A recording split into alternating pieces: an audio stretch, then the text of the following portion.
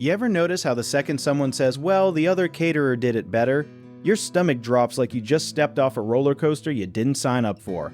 That comparison sting is basically built into the human brain, and chefs feel it the same way you'd feel if someone said your favorite cousin gives better hugs.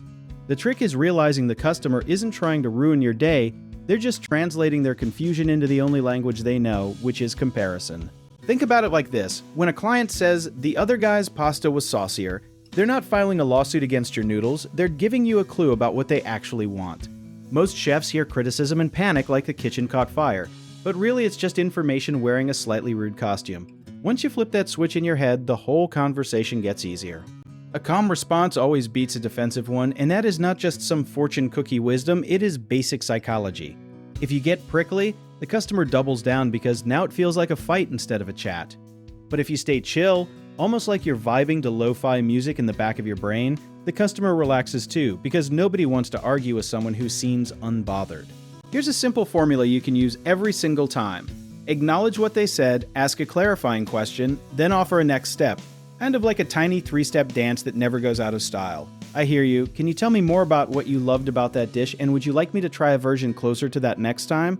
Covers basically every base. A lot of private chefs make the mistake of taking comparisons as a referendum on their entire skill level, which is like assuming one bad haircut means you'll never look good again. One dish, one preference, one moment. None of that defines your whole catering career. Treat it as a single data point, not a permanent verdict. Sometimes customers compare you to a caterer they hired 10 years ago for a wedding that probably had a llama as a surprise guest. Memories get exaggerated with time.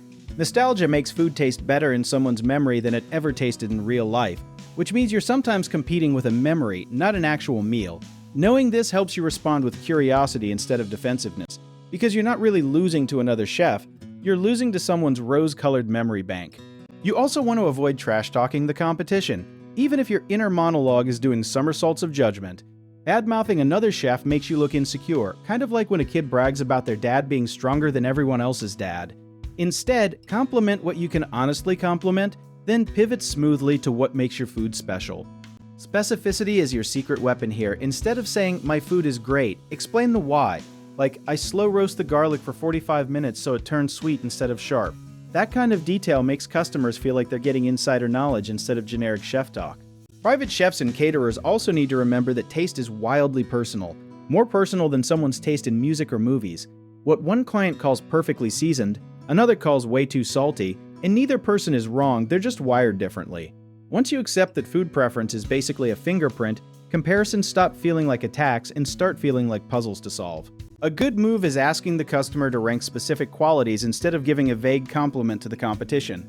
Ask about texture, spice level, portion size, anything concrete, because vague feedback like "it was just better" is about as useful as a treasure map with no actual treasure mark.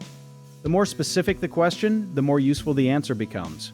Sometimes the comparison isn't even about food, it's about service speed, presentation, or vibe. A caterer with a louder personality might seem better simply because they hyped up the room, not because their chicken was secretly superior. Recognizing that helps you respond to the real issue instead of fighting an invisible flavor battle. If a customer is genuinely rude about it, you're allowed to set a boundary, calmly, like a parent telling a toddler that yes, bedtime is still happening. You can say something like, I appreciate the feedback, and I want to make sure future meals match your taste even better. That sentence sounds professional but firmly closes the door on disrespect. It helps to follow up after adjusting the dish. Almost like a callback joke in a sitcom, remember when you said it needed more spice? Check this out now.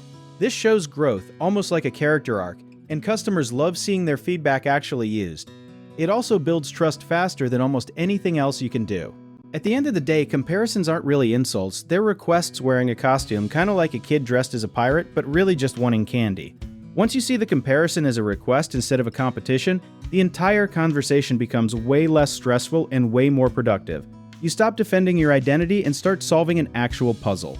So next time someone compares your cooking to another chef, take a breath, get curious, and treat it like detective work instead of a duel. Want to learn more about how we help chefs and caterers handle situations like this every day? Check out our links in the description.